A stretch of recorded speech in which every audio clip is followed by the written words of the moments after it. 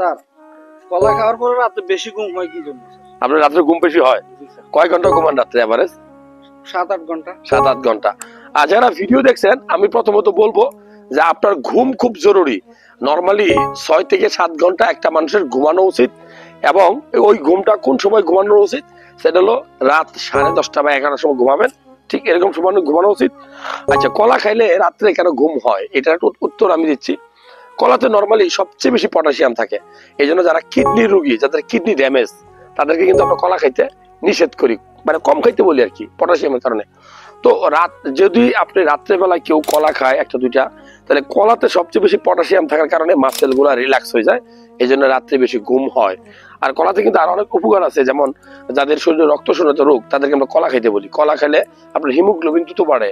যাদের ক্যালসিয়ামের ঘাটতি তাদের কিন্তু এই কলা খেলে আপনার ক্যালসিয়াম লেভেল, আমাদের ডেইলি একটা সুস্থ মানুষের 1000 থেকে 1200 মিলিগ্রাম ক্যালসিয়াম দরকার। একটা কলা যদি আপনি খান বা আবার 2টা কলা কেউ খায়, তার সেই পরিমাণ ক্যালসিয়াম কিন্তু সে পাবে। কলাতে জিঙ্ক থাকে, যা আপনার বিপরীতমুখী লিঙ্গের প্রতি আগ্রহ তৈরি করে, রোগ প্রতিরোধ ক্ষমতা তৈরি করে। সো আপনারা বেশি বেশি কলা খাবেন।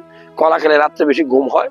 এই জন্য যাদের ঘুম কম হয়, ঘুমের ট্যাবলেট খাওয়ার অভ্যাস তৈরি করে ফেলছেন, তারা কলা খেয়ে ট্রাই করতে পারেন আগামী 3 মাস।